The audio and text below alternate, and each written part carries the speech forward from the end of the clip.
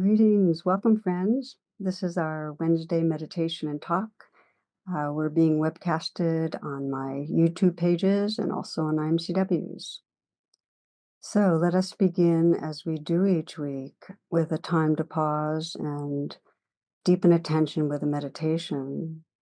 And you might let these moments of transition, of arriving, be themselves part of mindfulness, just noticing the process of becoming still, of letting the attention turn inward, and of waking up your senses, being right here.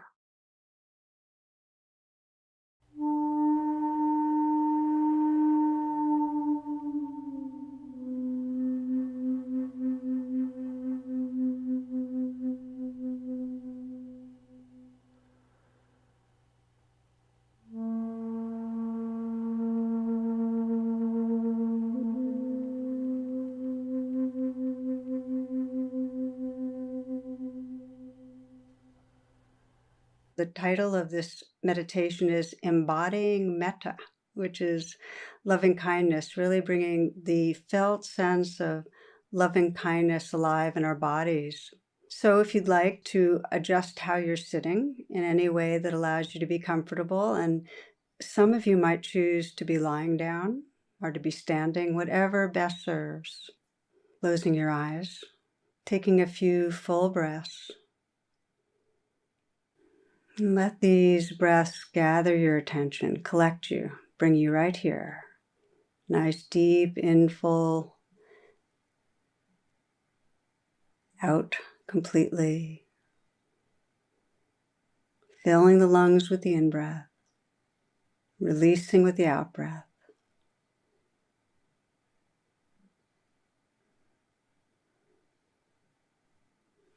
And you might begin by visualizing a wide open sky, a very big blue sky, and imagining the curved impression of a smile just spreading through the skies, the receptivity of a smile, the openness of a smile. And then imagine your mind can merge with that wide open sky, so your mind is filled with the curve of a smile and with that openness and that receptivity.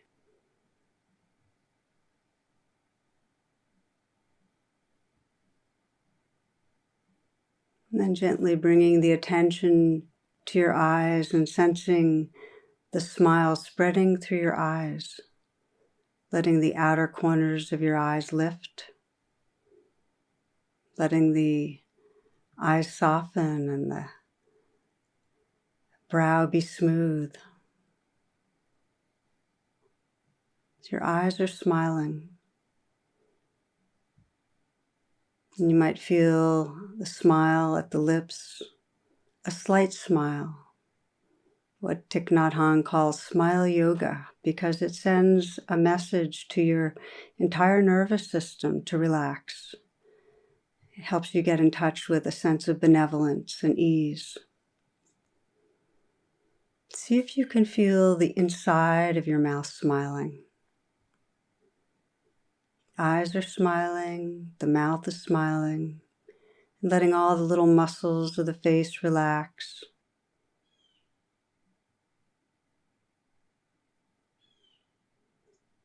You might visualize and feel the sense of a smile at the throat, that curve of a smile there. And sense the openness it creates. You might sense your throat filling your neck. Space, openness, receptivity. Allowing the shoulders to fall away from the neck so that ease is spreading now. Feeling the length, the volume of the arms, and letting the hands be soft. You might soften the hands again, let them rest in a very easy, effortless way.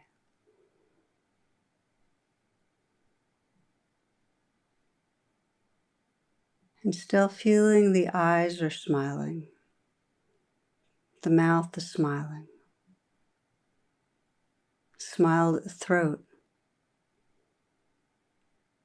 and then smiling into the heart, visualizing and feeling the spread of a smile through the heart and the chest area,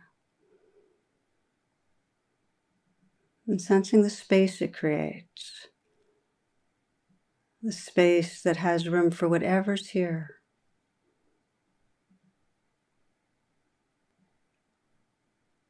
And letting that sense of a smile, the heart, just radiate outward, further relaxing the shoulders, the arms, feeling it radiating and relaxing the upper back, mid-back, lower back.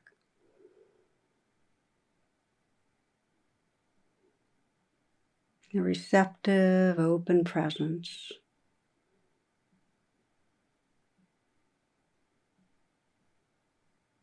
The eyes are smiling,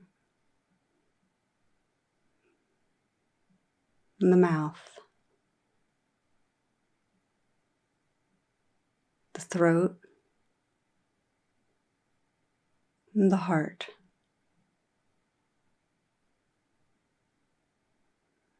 And now letting this next breath be received in a softening belly. This breath, and now this one.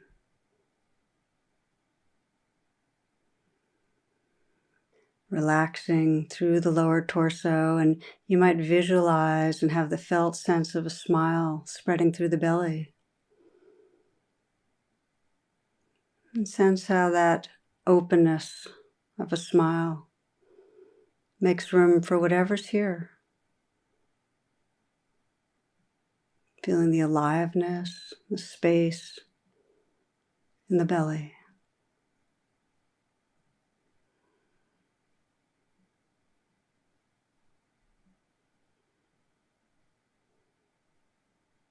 And continuing to scan down the body with this image of a smile, this openness and receptivity of a smile. You might visualize and sense a smile spreading through the pelvic region. And again, sense the openness, the aliveness that's there.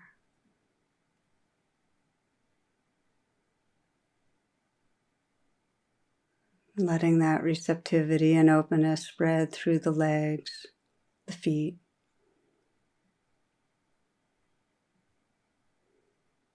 So that if you widen the attention now, you can sense the atmosphere of a smile spreading, permeating, and expressing through your entire body.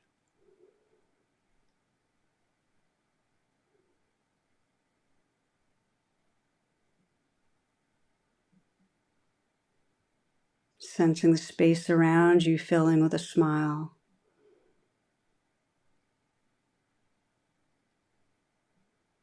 Allowing a further expansion, openness, ease.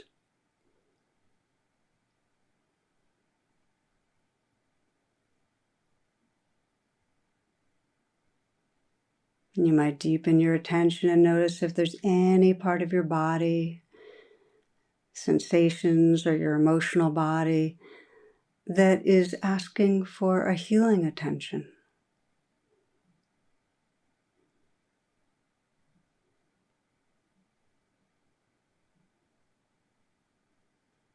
And if there's something calling for acceptance, for openness, for healing, to sense the spirit of a smile spreading through that area.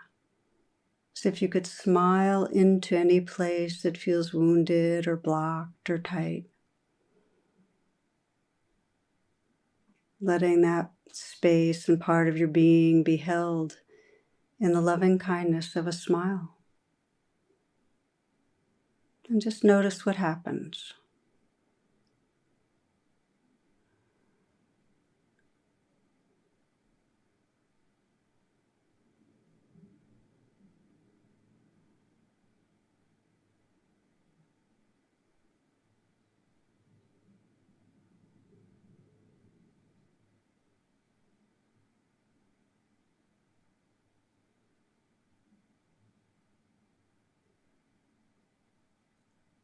Continuing in presence now. You might sense in the foreground the gentle movement of the breath, hearing the sounds in the space around you,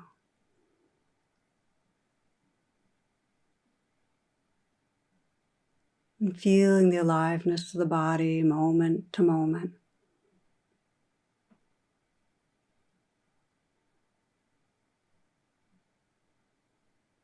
And sensing in the background the tender presence that holds this life.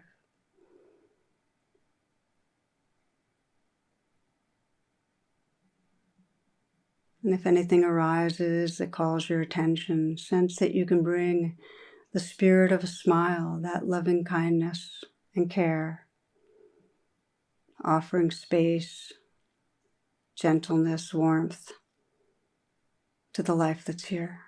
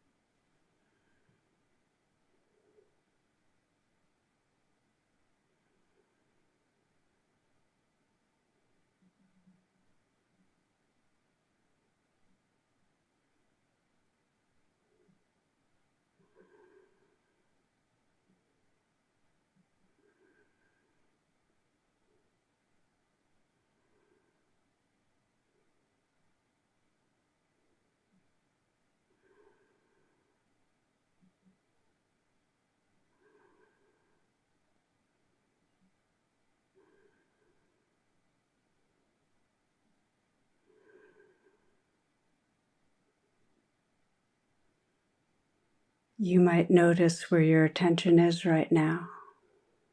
And if the mind is drifted, you can find the image and felt sense of a smile is a pathway back to an embodied and kind presence. Again, sensing the smile spreading through the eyes and softening the eyes.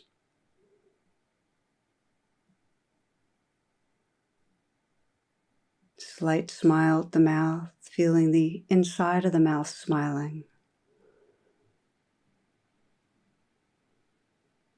Visualize and sense the curve of the smile of the throat. And then smiling into the heart.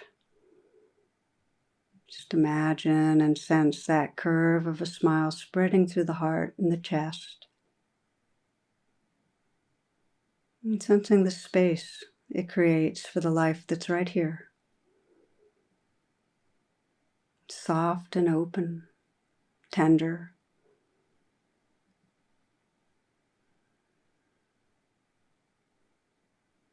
Just breathing with whatever you're experiencing, relaxing with whatever you're experiencing.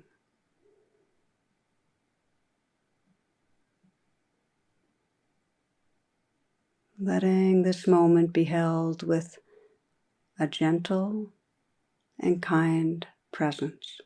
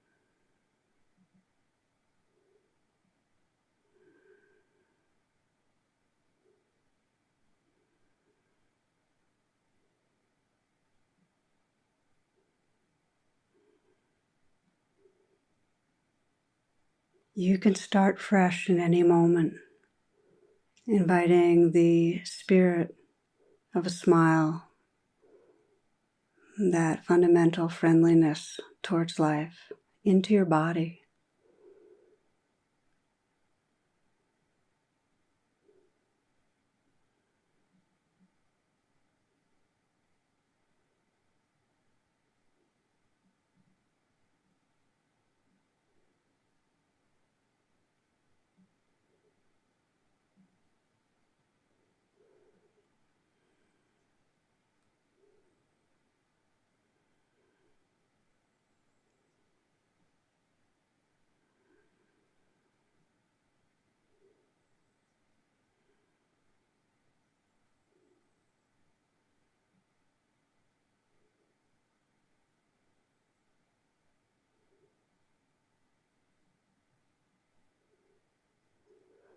As a way of closing, you might sense the heart space that's here, the space of a smile, holding your own human heart, your own being.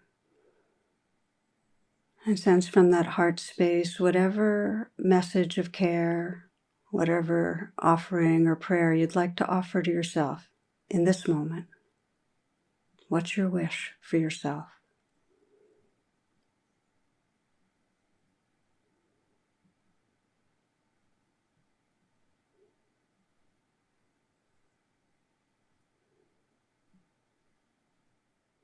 And sensing this heart space as our shared and loving awareness, the field of loving awareness that holds ourselves and our world. We close together with our shared prayer that all beings everywhere feel held in loving kindness, filled with loving kindness, that all beings everywhere live their lives from this awake heart of loving kindness.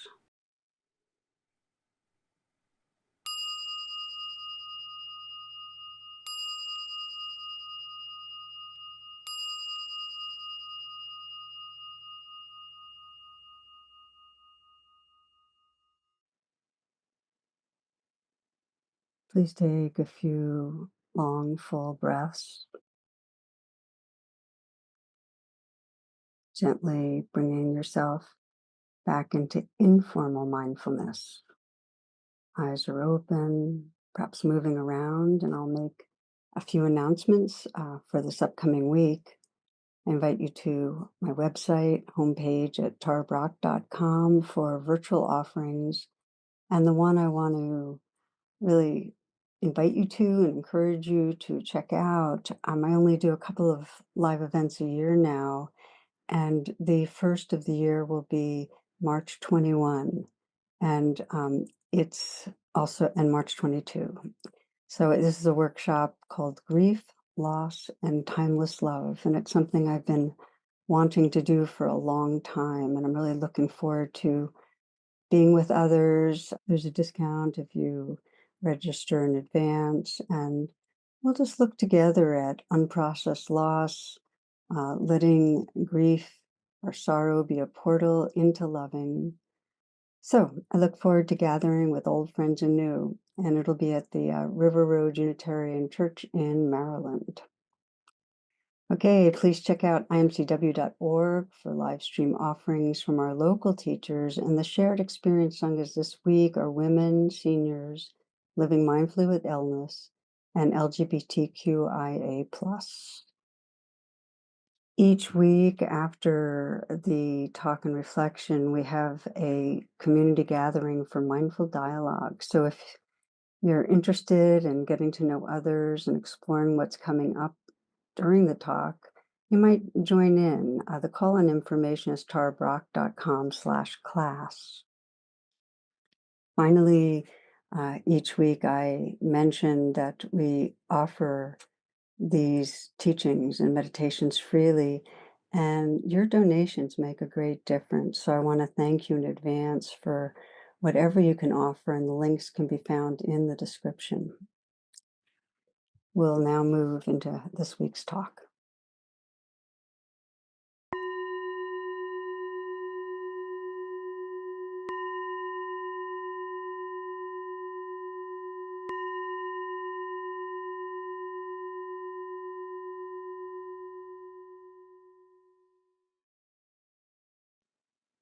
Namaste, friends. Thank you for being here. Last week, the Insight Meditation Community of Washington offered a free 2-day event. It was called When the Rubber Hits the Road, and it's really how to apply Buddhist teachings to difficult times. So it was a live online event, and I want to share with you the talk I offered to those who gathered. The talk was called Disarming Our Heart, the Pathway of Radical Compassion. So in this, I talk personally about some of my own process of disarming, of choosing love. And we look at how, especially in our current world, our loving needs to include both a great tenderness, really being all inclusive, and also a fierce dedication to protecting the vulnerable.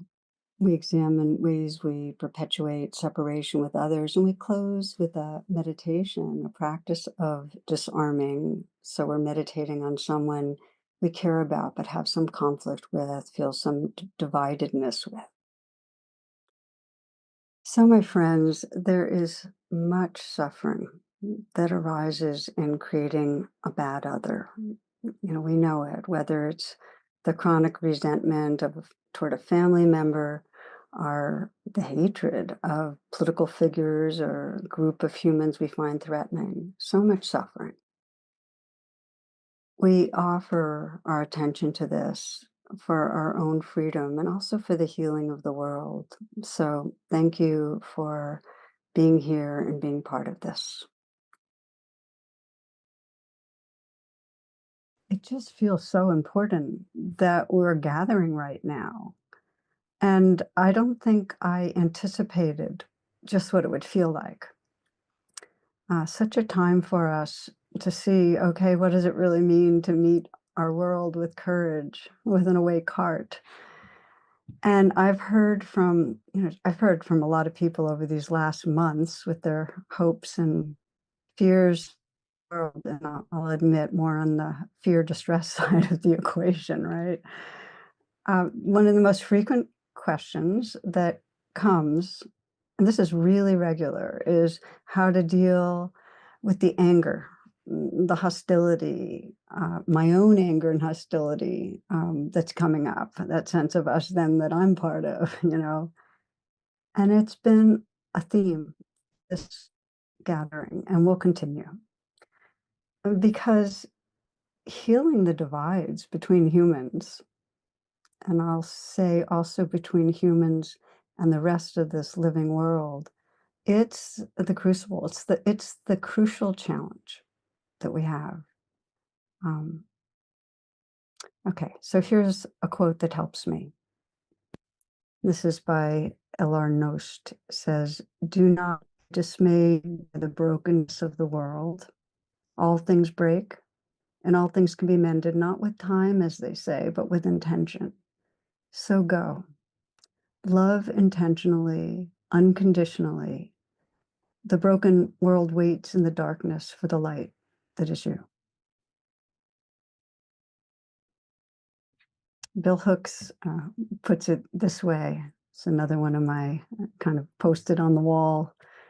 The moment we choose to love, we begin to move towards freedom, to act in ways that liberate ourselves and others. So, my friends, we'll explore this, and I'm right in it with you, exploring what it means to choose love. A courageous love, an engaged love, one that serves our world. And we'll practice some together. There's a few practices that I thought we'd explore. The gateway to loving is presence. Most of you are familiar, because I feel like you've been in this kind of the IMGW circles, this wonderful line from Dorothy Postlewaite: create a clearing in the dense forest of your life. Create a clearing in the dense forest of your life. And we need to pause and come into presence to feel loving and to feel what's true right here. And one of the images I find really useful in kind of our predicament of when we feel separate or limited or endangered, we incarnate into this realm, this planet, and we develop a spacesuit, each one of us. And that's meaning by that, we come into this life and we develop ego defenses and beliefs and personalities and so on to protect ourselves, to get what we need. And the suffering, and that's just natural and normal, the suffering comes because we believe we're the spacesuit and we affiliate with others with similar style spacesuits. And we forget the truth of who's looking through, the truth of this, this heart space, this formless sea of love, of light, of spirit, this essence. We forget.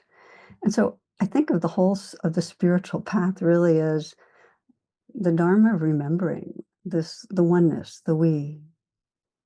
There's a reading from Sri Nisargadatta that I love to share with you as we're kind of sensing that field. When you know beyond all doubting that the same life, love, awareness that flows through you flows through all that is, and you are that life, love, awareness. Every living being in the entire universe are included in your heart.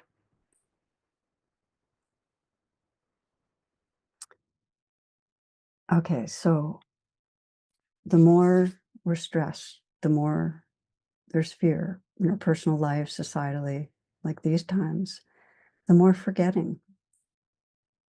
And we contract into this perceived separateness and get reactive and divided from others and from our own heart, really. And the primary sign, and this is the one I want to explore with you, is the bad othering that makes others wrong, less than us, less than human. And it's something I know you've been exploring.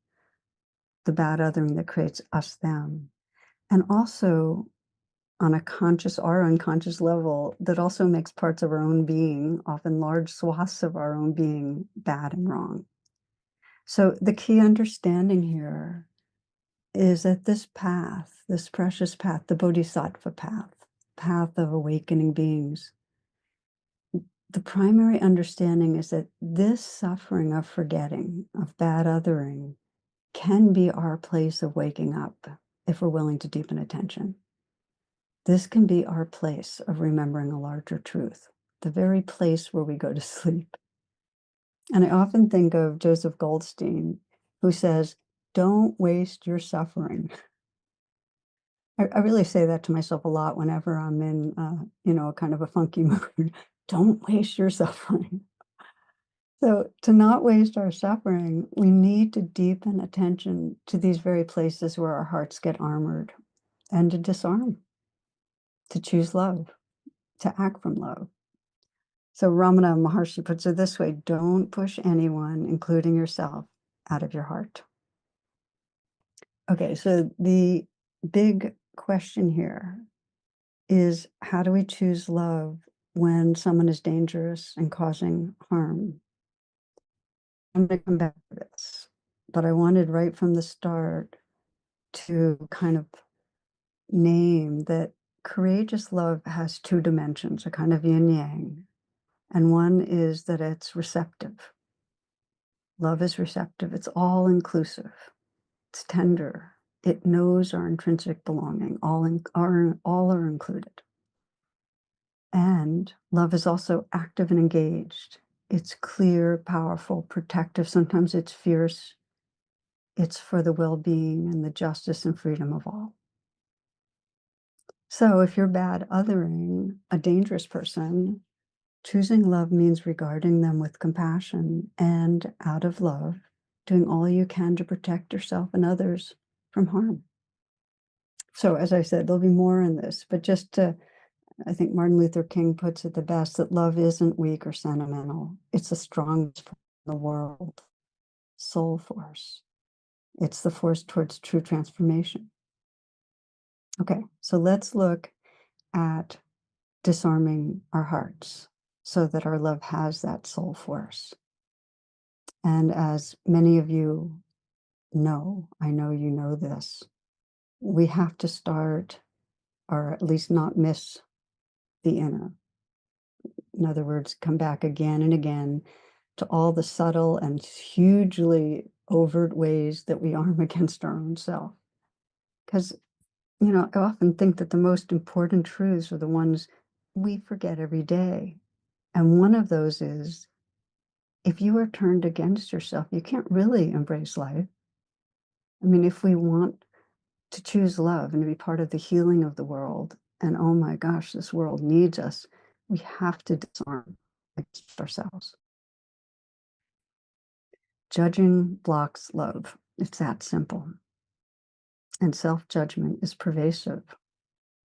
There are a couple of cartoons that illustrate how pervasive this insecurity and unworthiness. And one of them is this human on a couch explaining, "I'm very laid back. I only care about two things: every person on earth and their opinion of me."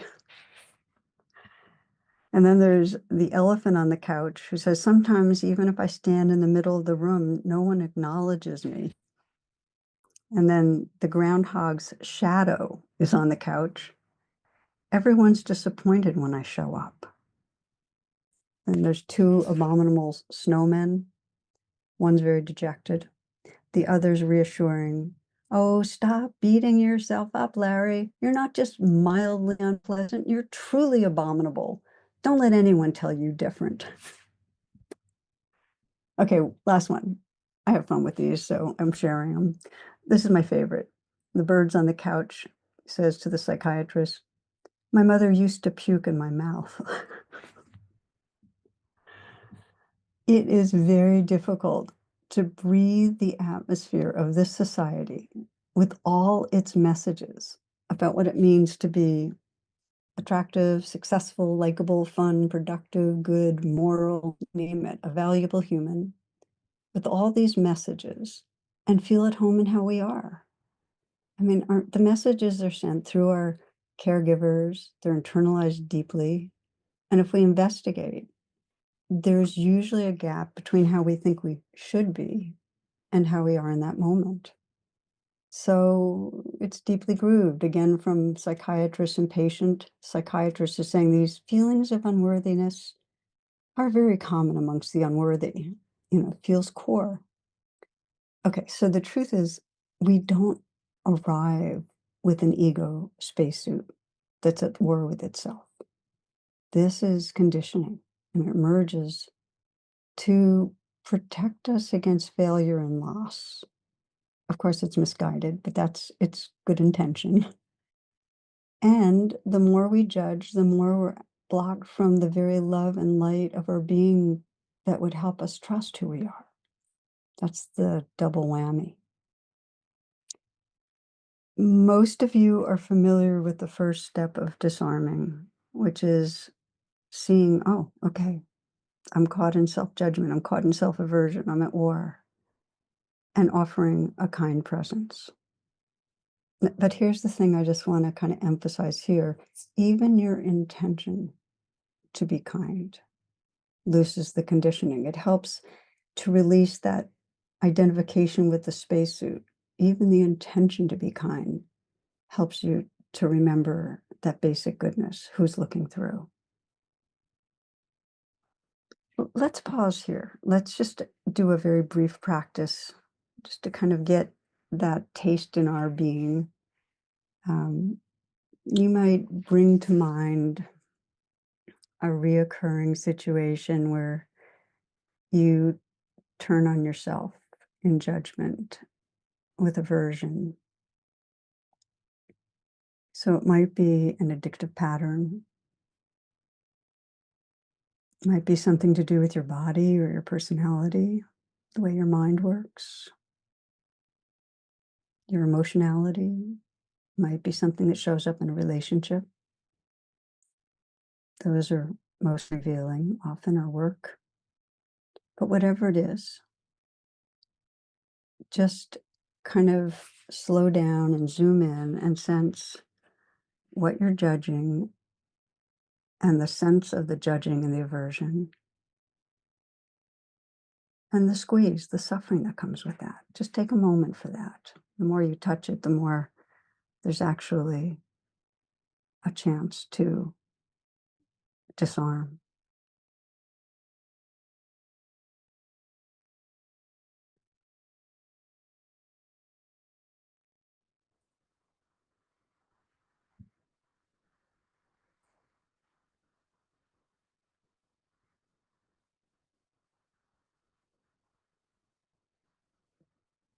And see if you can sense this dynamic as conditioning from society through caregivers, a conditioned ego that's turning on itself, this misguided attempt to protect and improve. You might even say, this is not my voice or my thoughts. It's the conditioning, the spacesuit conditioning. And just feel your intention towards healing. You might mentally whisper, please, may I be kind. Your intention not to waste the suffering. Your intention to disarm, to choose love. And in some way, I often like to put my hand on my heart if that feels good, do it. Send a message, send some kindness, in some way offer care inwardly. And do this for your own healing and for our world.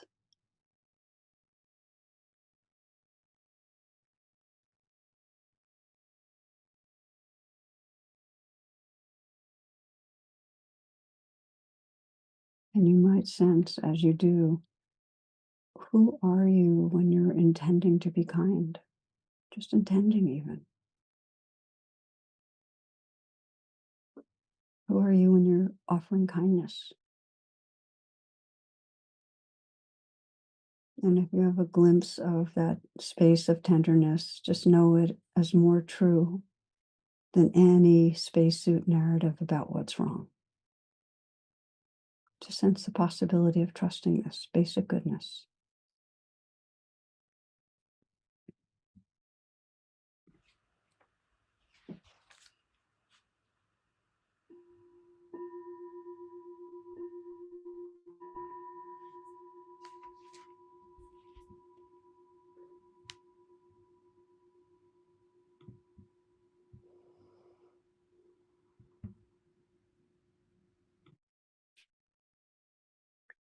Okay, I'm aware that's a very brief and short taste, but it feels important because being at home and disarmed inwardly is the grounds for choosing love and disarming with others, for responding with courage. And so this is where we're going to turn our attention, and this will be for the remainder of our time together. How do we disarm with others? Maybe a story just to start us that one man was feeling distance from his teen and he wanted a warmer relationship. There was some judging and so on going back and forth. So he was looking for ways to connect. And they had just started texting. It was initiated by his son. And he was surprised to realize that when they were texting, he actually felt closer, especially because his son so frequently wrote LOL, which he thought meant lots of love. So this is a while back on that story, but here we are. So anyway, he felt like it was this really quick, non-threatening way to express love. And so he started doing it more. His sister was getting a divorce and he wrote, "We're all behind you and beside you. LOL, your brother." His friend lost a job and he said, "I trust you'll find another. LOL." His father fell ill. "I hope you get over this really quickly. LOL."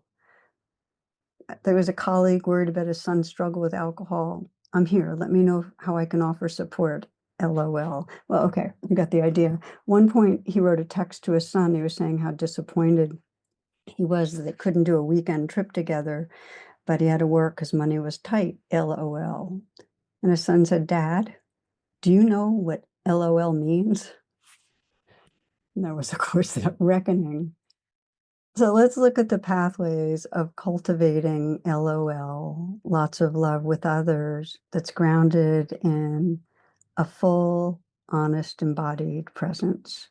And we're going to focus on the situations where we've created bad others, where in some way there's blame, a sense of demeaning someone, feeling angry, aversive, all the way to dehumanizing, aggressing. And how do we disarm? And first to name that we are all subject to this. We all are breathing in the atmosphere of this society. And we're all conditioned, especially when we're stressed, to accentuate the spacesuit coverings of us, them. It becomes really intense when there's fears for ourselves and others. But here's the thing, even when we're not high stress, we're in a very hierarchical society. We have been conditioned more than we even can begin to imagine to perceive people as better, worse, superior, inferior, good, bad, right, wrong, that others feel less than human. Okay, so a story, I'm going to kind of go personal now because I feel like in my own life, disarming my heart, seeing where I do this and opening has been powerful, humbling, important to everything about waking up. There's a story I've shared with some of you, if you've listened to some of the Dharma talks about, this is a bunch of years back now, maybe 5 years ago, walking on the river with my dog and hearing the sound of shots, and it was hunters upstream.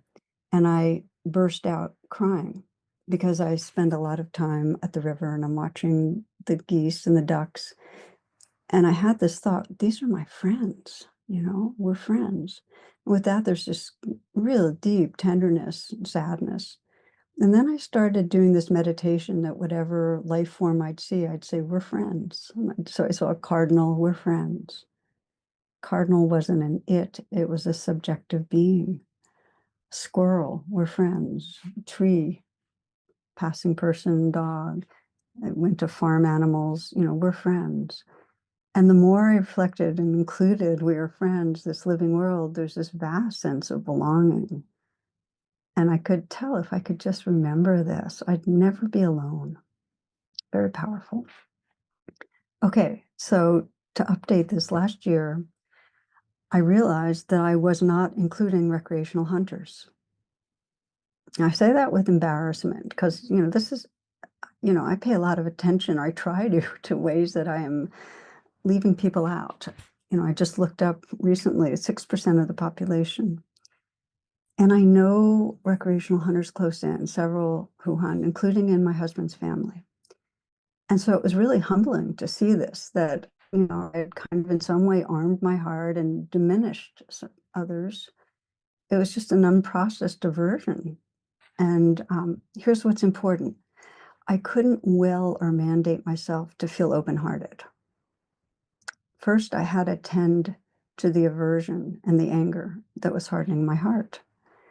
And I share this because I started today with that question of how to deal with anger, whether it's towards an individual or a group. And the first step is to honor its intelligence. That, like every other emotion, anger has a purpose and an intelligence. It can get way off, it can cause suffering. But the basic purpose of anger is that there's an obstacle or a threat to something we care about. So it's possible to open to the energy of anger without feeding the stories of badness. So that's what I was doing. I was feeling the fullness of that energy and sensing underneath it the vulnerability that was there. And the vulnerability was this huge fear and sorrow for how we humans are cruel to non-human animals. And so I let myself open to that. And right suffused in that fear and sorrow was a real caring about life. Once I was in touch with caring, this bigger space, I was more able to reflect on my husband's brother with the eyes of the heart.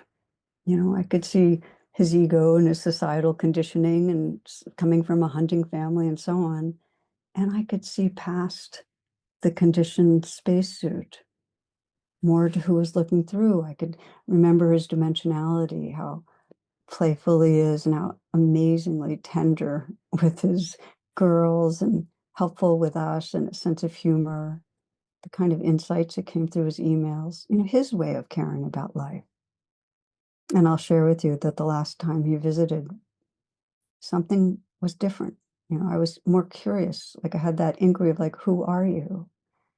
And he shared personally in a way he had never shared. And, I was less defended, less armed, feeling his goodness. It probably created more of a welcoming space. But for me, it felt like grace, a sense of freedom. And I want to say that wasn't hugely difficult. It's harder in these current times, especially to disarm against those who have different political views and are in power. And I want to name that my heart, I would say every single day, I find that tightness and contraction, taking in the news. And I have deepened my dedication to disarming. Because I feel like if awakening matters, this is the thing to do. So just as with aversion towards those who are hunting, I have to pause and process and feel under the aversion and anger to the fear for those who are endangered right now in this world, who are being harmed. Am I caring for life? So again, if you're feeling angry, if you're feeling distressed, there's something you're caring about. And we have to return to that if we want to be part of the healing. Ruth King says it so well, anger is initiatory, it's not transformational. It's initiatory, it's needed, we need that energy. And we need to be grounded in our caring for that energy to serve. Okay, a key Dharma remembrance in disarming that is so powerful and important is that it's not the hunters or those in power that I'm aversive to. It's the conditioned behaviors. It's the spacesuits that arise from fear, delusion, that bring forward the aversion. And Thich Nhat Hanh says it the best. He says humans are not the enemy. It's the forces of fear and delusion that have people believe what they do and behave in hurtful ways. Okay, so I want to pause here and revisit something that I started in on earlier. That many wonder, okay, but what if I'm reacting to a behavior, a spacesuit behavior that's hurtful? Like, how will disarming lead to change? What if the hunter is shooting up other humans indiscriminately? What if those who are othering, bad othering, are threatening to destroy us or those we love or this earth? So, as I mentioned, there are two dimensions to love. It's a yin yang. There's that receptive dimension of inclusive and tender, and there's the engaged, empowered dimension where we're clear and protective for the well-being of all. And the way Roshi Joan puts it, we need to have both a strong back and a soft front. A strong back and a soft front. We need to be clear and to speak out our truths, to protect those who are vulnerable. We need to act now more than ever. And we have to keep our heart caring and open now more than ever, because our enemy is not the human. So to me, this is the Dharma version of rubber hits the road. It's acting with a soft front and a strong back. Anger's initiatory. We need it. And when it's purified, meaning it's not entangled in bad othering, it energizes our caring.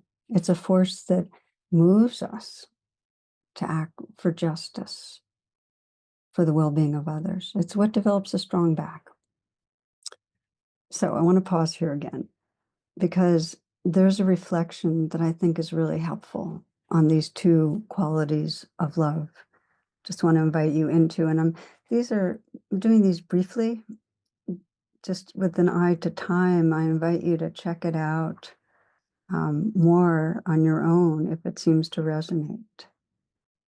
But you might pause for a moment and consider whatever it is that really triggers your anger right now in the world, what you're angry about or distressed about. And you may have like a very long list, we all do, but something that really gets to you. It may be the current threats in this country to unravel the green initiatives, more broadly, that humans' actions that keep threatening more and more this living planet. Or maybe for you, some of us have friends that are immediately in danger, the plight of immigrants. It might be the genocide of Palestinians, the humanitarian crisis in Sudan, what's going on in Syria, Ukraine, the plight of non-human animals. It might be just this slide into tyranny, autocracy, oligarchy in this country, and that's happening in so many places. But just sense, what is it that brings up your anger, your distress? Let it be there. Allow it to be there. And you might sense, okay, so what is love asking? How can I respond? How can I relate with a strong back and a soft front? And with that question, you might sense what it means to have a soft front, that under the anger, what is it you're caring about? What are you caring about? What's the suffering you want to relieve? The vulnerability, the vulnerable humans, or human animals, non-human animals.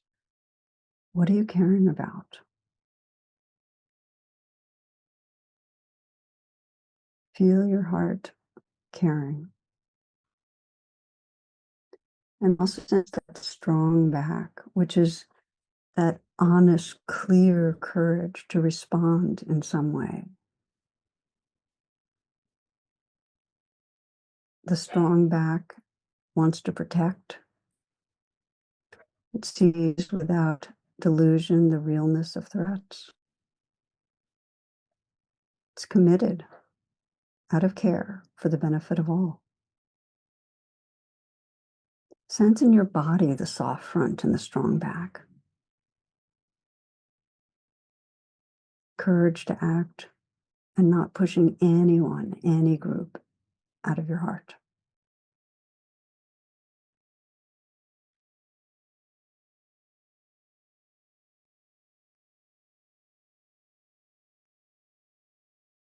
Keeping this in mind, if your eyes are closed, you might open your eyes.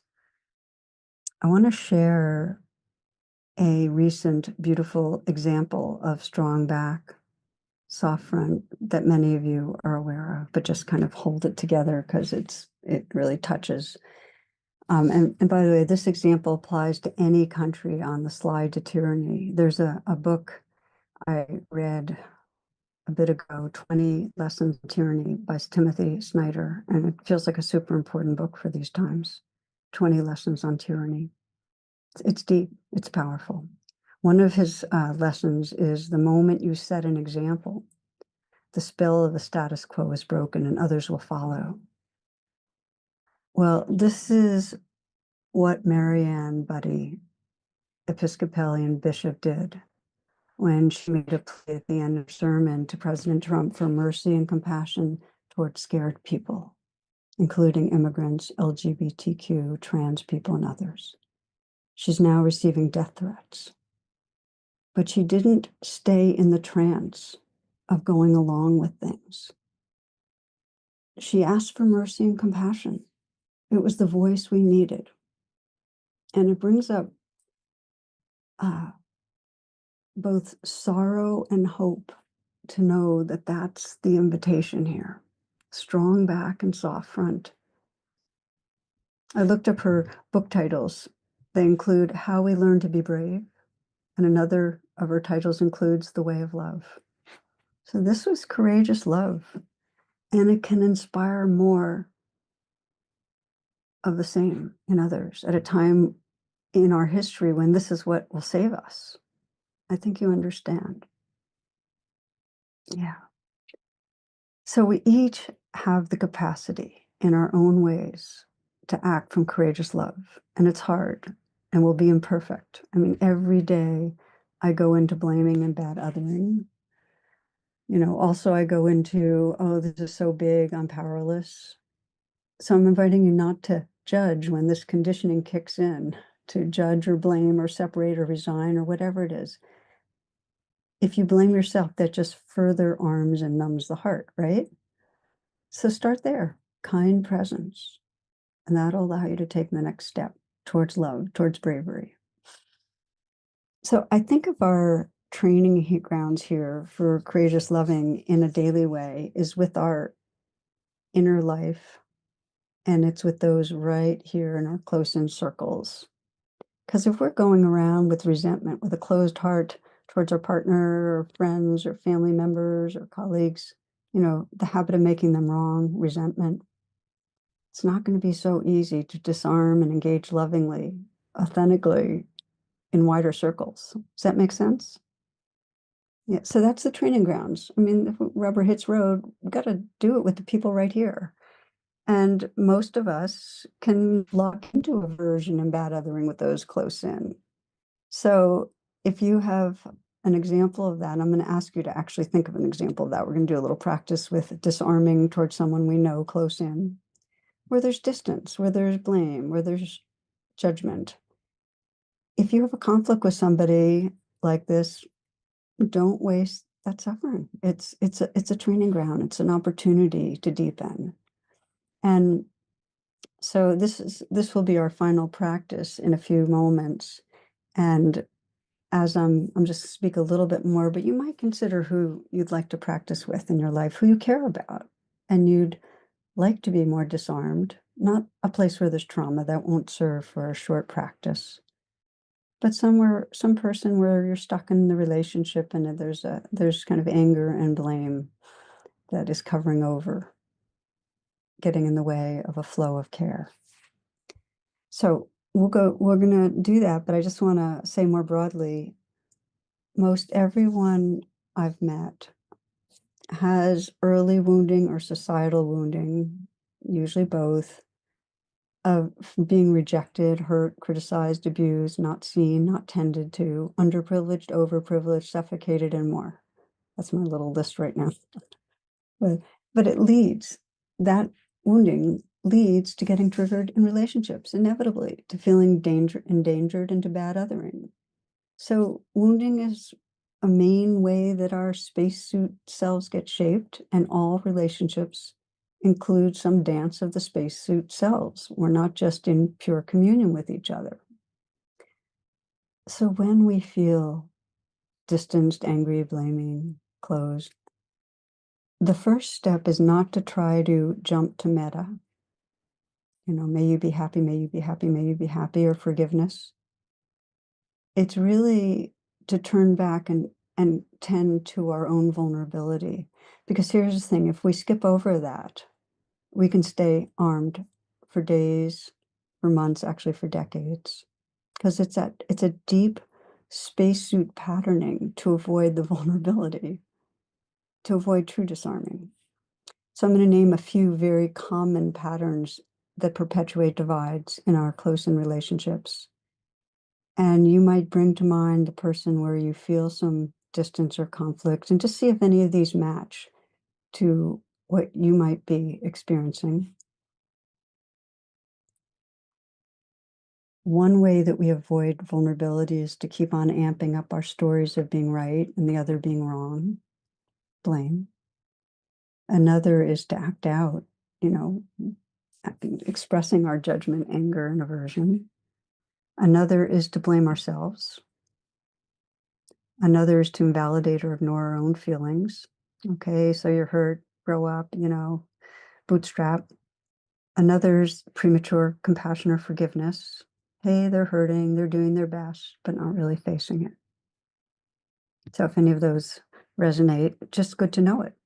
Because the beginning of choosing love is honoring the anger. Okay, there's a messenger here. Let's see what's going on. Even if it's from the long distant past, it's still something that wants attention, right? And then honest presence with the vulnerability underneath. If we skip that, there's no movement towards disarming, towards healing. So I shared my own story of reactivity towards those who hunt recreationally. My first inclination was righteousness. Then I was blaming myself for my bias and bigotry. And it was only when I brought just a kind attention, okay, what's the vulnerability under here, that I reconnected with the care that's there, that I could actually bring a more open-hearted presence to the human being beyond the spacesuit.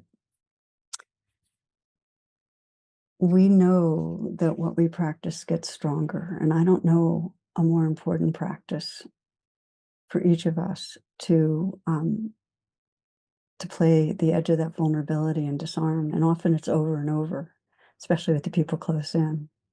And yet each time we do, there's some more deeper part of us that trusts who we are and who they are. And we actually respond in more and more intelligent ways. Okay, so we'll practice together. And maybe just to invite you for a moment, if you will, to begin by standing. And if you can't stand for whatever reason physically, it's fine to do this little bit of mindful movement sitting. But if you can stand, you might want to stand. And if you feel self-conscious at all, it's okay to, turn off video, but we're just going to move just for a few moments. So stand and just come into stillness, maybe your feet shoulder width apart. And if you're sitting, it's fine. Again, just feel your feet, relax your feet, let them widen, feel the pressure and warmth and temperature of the feet connecting to the ground, to the floor, to the earth. Feel that in your body. Now you might soften the backs of your knees. And again, you can do this sitting or standing, just soften. You'll find they kind of tighten when you first stand, so soften them. And then place one hand on your lower belly and the other on your sacrum. And soften your belly like a 2-year-old, undefended belly.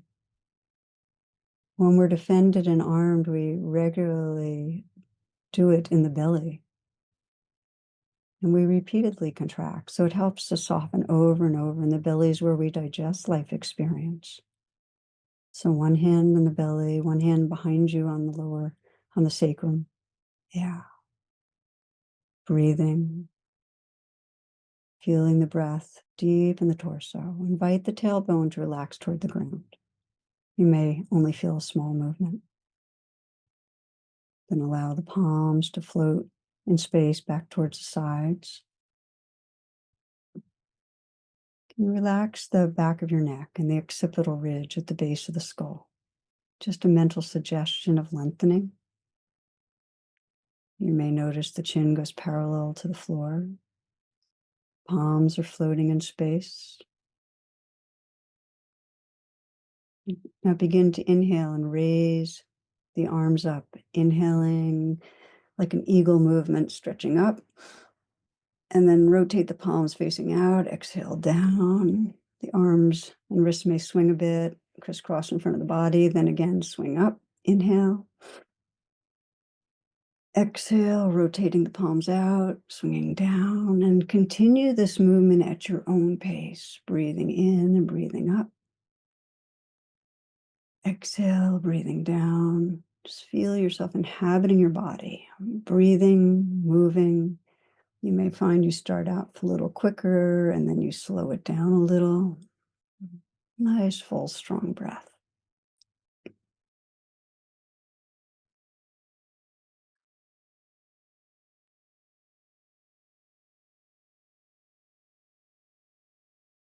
And the last time now, swinging up. Inhale again. Keep the arms up now. Keep them up, keep them up, keeping them up, but let the breath relax. Exhaling, relaxing the breath. And now close your eyes and very slowly let the arms lower, so slowly that you can feel the sensations of moving through air, that if someone was watching, they'd barely perceive the movement. Micro movements as the hands float through space.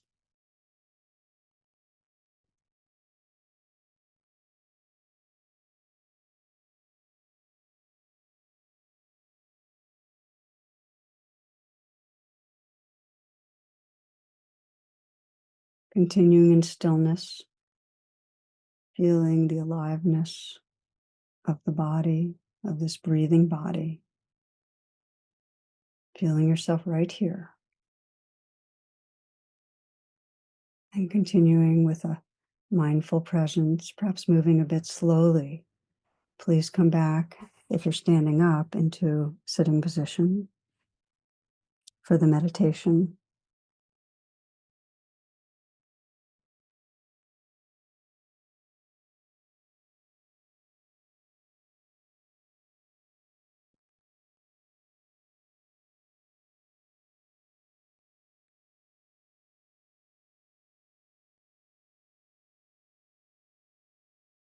So you've identified someone you care about and where you're experiencing some separation. You might bring them to mind. And if you can, bring to mind a particular incident that most epitomizes how come you feel the reaction you feel.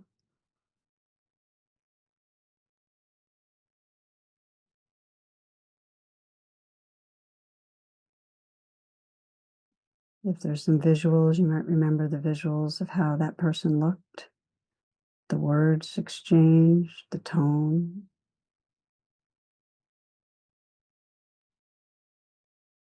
What really triggered you. And as you sense what triggered you, make what we call the U-turn. Let the attention come inwards. You can feel inside you whatever feelings are the strongest. Anger, blame, judgment. Completely letting them be. If you're familiar with rain, this is to recognize what's going on and allow it. And say, this belongs. You're honoring it. Not trying to change anything. And you might even sense, well, what are you believing when you're feeling this about yourself or the other person?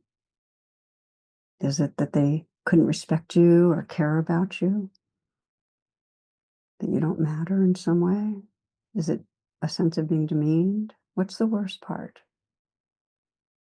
What's most disturbing or hurtful?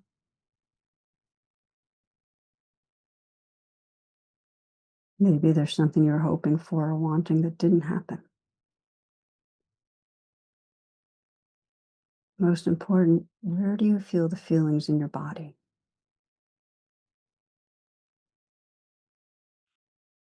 Maybe you feel it in the chest, the throat. See if you can let your facial expression express the feelings. It'll help you get in touch with them. Maybe your body posture to really get in touch with what you're feeling. See if you can go right to where you feel most vulnerable. What's under the anger or the reactivity? Maybe it's this unmet need. Maybe you feel rejected and there's a need to feel accepted as you are, cared about, valued, important, understood, safe, appreciated. Sense the vulnerability. What's missing? What's going on?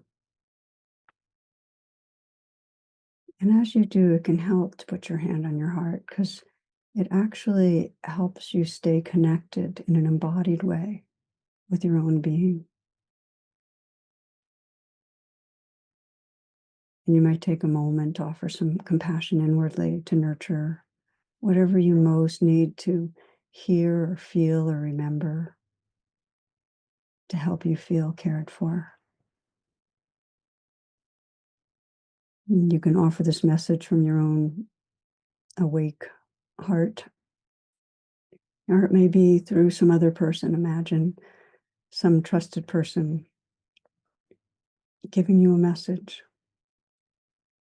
Trust your goodness. It's okay. I'm here and I'm not leaving. And just hand on heart, let in the care. If your hand's not on your heart, just imagine care flowing in.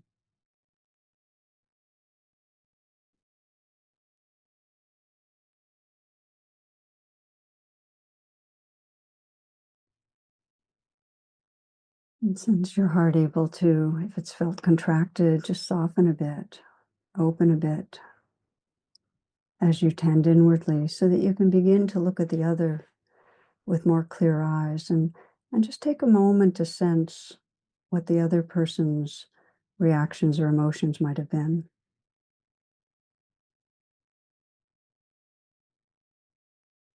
Just let them be as they are and with interest. What do you imagine they were really feeling? What were they hoping for? What unmet needs might they have had to maybe feel accepted as they are, or respected or loved, or safe?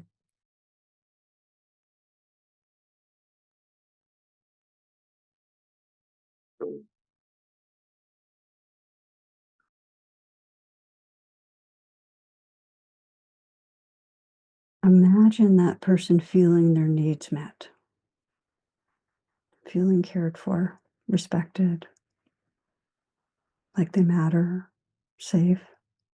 How might they behave differently, be different? In other words, can you sense their basic goodness when they're not caught in fear or hurt or deficiency?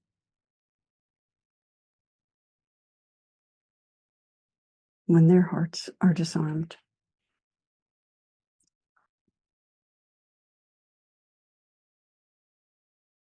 And you might sense who you are together when your hearts are disarmed and free of blame. Just sense the heart space that includes both of you, the true belonging.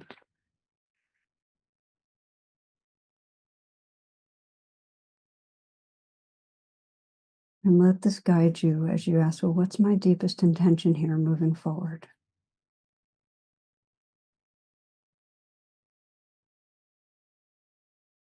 And you might imagine ways you might respond in the next encounter with more choices, with a strong back, taking care of the well-being of both of you, and a soft front, undefended.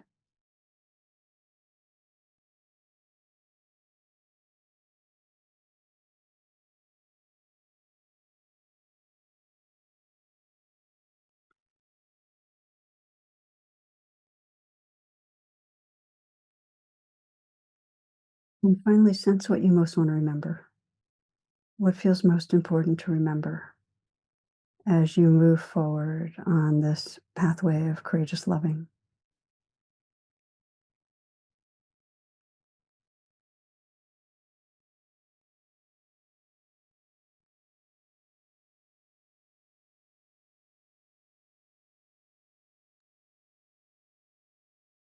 It helps you to write things down, please do. This is a time that we will have at least a couple of questions, and Trisha Yeah. Stotler is going to be asking them and inviting you to unmute. Yeah, thank you. So just going through lots of great questions. I wanted to see if Faustine would like to come on and had some really great questions about emotions Yes. and recognizing emotions. So thank you. Thank you. The dreaded moment. I didn't think I'd ever do this. I've been running from this moment. So it's courageous. Say what's on your mind. Yeah. Well, I just really liked the way you said that honor the intelligence of every, and I didn't quite get it. Did you say every emotion, every feeling, every energy? And you were talking about anger and how, the anger that you felt about the hunter, hunting, and that instead of rejecting or blocking that feeling, you actually allowed it to speak to you. And so I was wondering if you could elaborate on that technique because it seems like a good technique. Yeah. So just a question to you, what makes you ask that? Is there something similar that you're working with? Um, Well, I had another question as well about, how do you recognize unprocessed feelings or unprocessed grief or unprocessed whatever? Because I mean, that's a term that's relatively new for me to talk about an unprocessed feeling and how it gets in the way of a lot of other things. And so I feel like the two are connected. Those two questions are connected. And I feel like I am dealing with a certain amount of, I would say, maybe a huge amount of unprocessed stuff from, family of origin, et cetera. I've been processing a little bit, but it feels like I could be processing a little bit more effectively by perhaps using the technique that you're mentioning. Yeah, for sure. And what is the main emotion that does come up that you're most aware of? When you sense, oh, there's more underneath. What do you usually? What is it? Anger or is it anxiety? What comes up? Oh, for me, you mean? Yeah, yeah. I would say definitely anger. But And also, I would say there's probably some hopelessness or some despair probably as well, and I think there's that as well. Yeah. and is the anger targeted at a particular person or group of people, or how? Um, um, I would say not necessarily at a no, not definitely a group, but my family, uh, a person, some one person in my family, and it sometimes rotates, sometimes it doesn't. Basically, that's it. And then the world, generally, everyone, everybody gets it. Well, so, the reason I was asking you, and thank you for naming that, and usually it targets somebody in our family system is real common, is that if you let yourself pay attention to that and feel angry at them, and then just ask yourself, well, where does it hurt underneath that anger? What is it that's really upsetting? What's really bothering me? What do you get? What do you become aware of? Um, feeling misunderstood, the list is the list is long. Of course, but just that, just what you named, and thank you for that. Mhm, That, to not feel seen, to not feel understood is a part of not feeling cared about and loved. So it's a deep hurt. And so the beginning of this process, because I can sense your sincerity in asking about this, is not to stay hooked on the story of anger, like you did this and you shouldn't have done that and that's bad, but say, okay, where does it hurt? mhm, And just, I put my hand on my heart. You don't have to do that, but just sense, okay, there's a place in me. It's probably a young place mhm, that for as long as you can remember, maybe just has not really feel seen. And so if all you do for now is say, okay, I get that. I'm sorry. I can sense that hurts. Like just a little bit of kindness. Are you with me?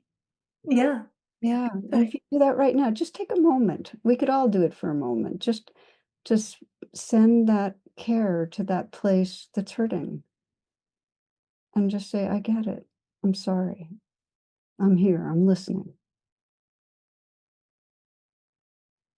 May you feel seen. May you feel understood. Even just a little bit, and you'll feel a little more with yourself. And that's the beginning of disarming. It's just to sense, okay, there's hurt in here, and that we have this capacity to be with that hurt, and it's courageous to do that. It reminds me of the, expression that we use in 12-step programs, hurt people, hurt others.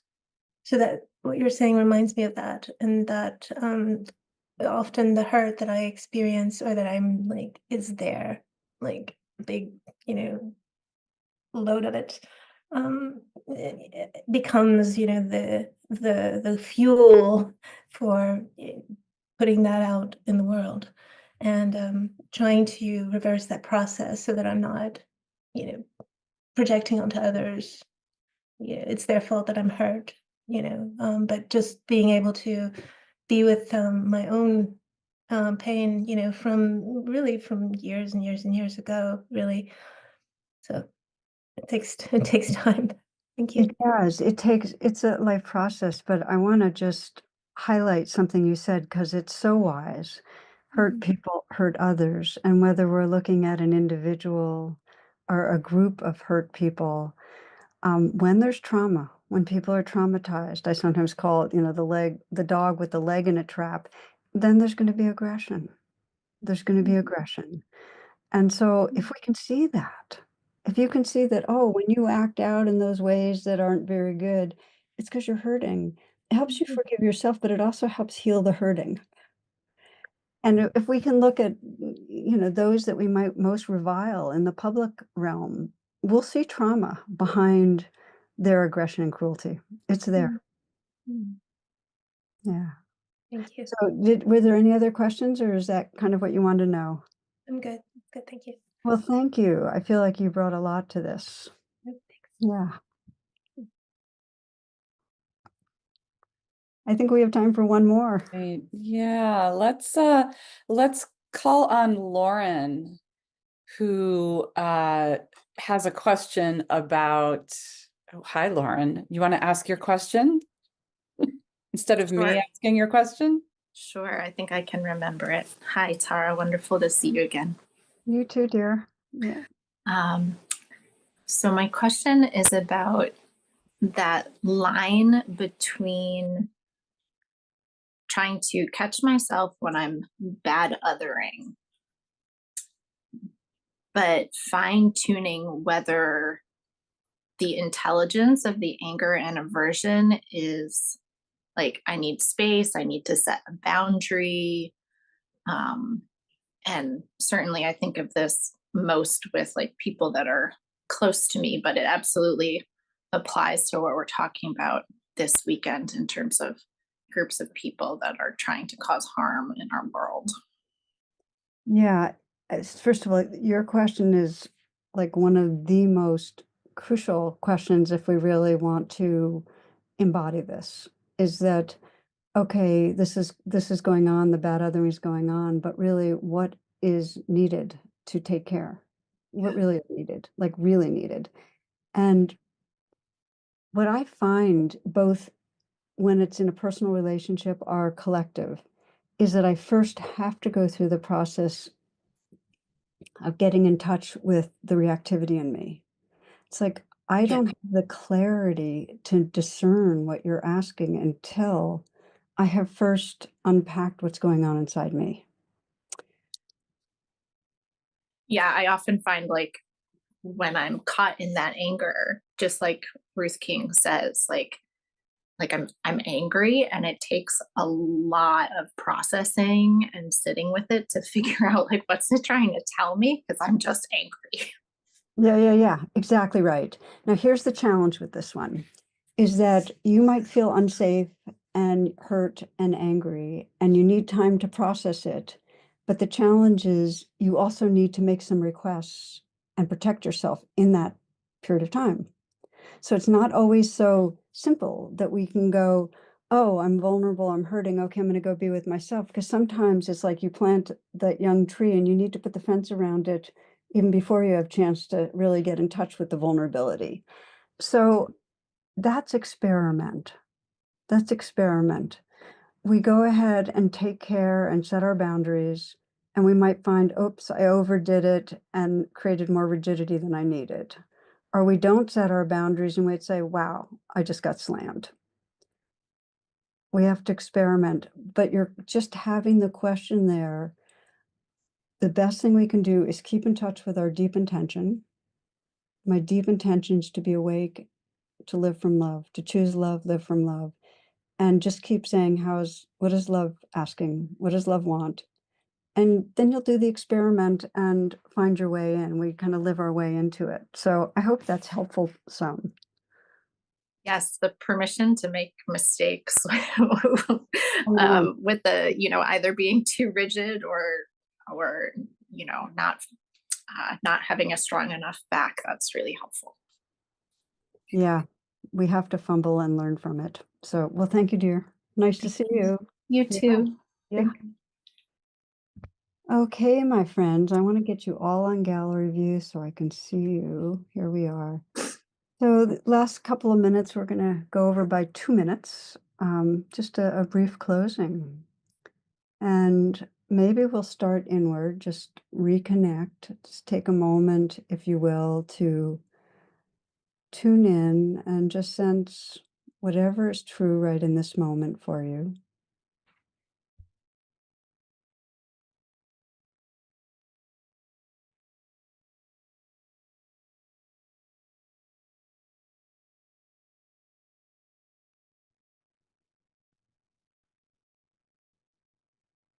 If there's a sense of vulnerability, of something difficult, add to that presence kindness.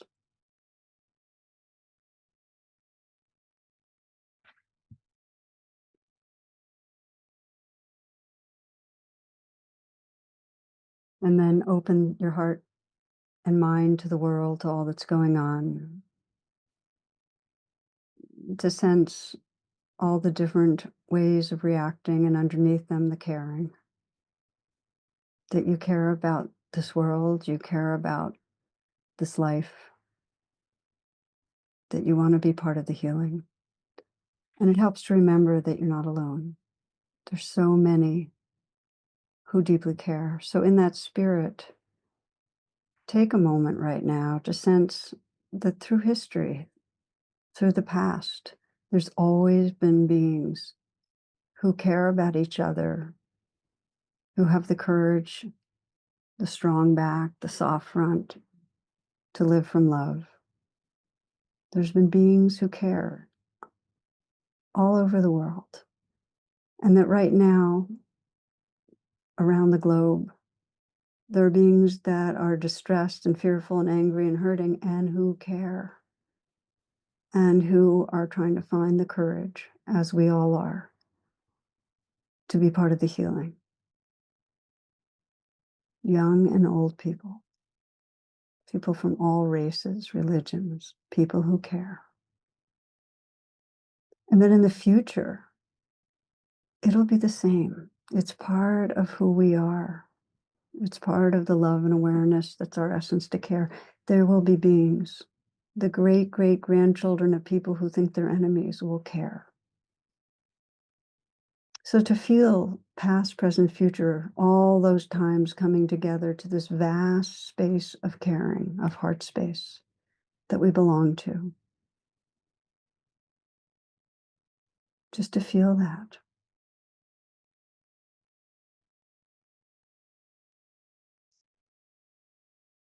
And you might sense right here, and those that have joined, how that spirit, that love, that caring is shining through. And just open your eyes for a moment. Just, if you want to scroll through, I love this part because nobody knows that you're looking at them, but you can go ahead and look and just know that all of us are here because we care. And just see the light and spirit and goodness of that caring. Just pause with one person and then another. And just honor that and sense how it connects us. It's beautiful. It's what gives us that capacity to draw on soul force and make a different world. Yeah, enjoy looking at each other. And then just to open it up and sense it's the field, that we're all part of this field. The basic goodness that's here. And to maybe feel a shared prayer as we close. Just that all beings trust the love that is their essence. That all beings touch a great and natural peace. May there be a growing peace and compassion and justice and awakening in our world. May we all awaken and be free. Thank you, dear ones. Thank you for being here. Thank you for your caring hearts.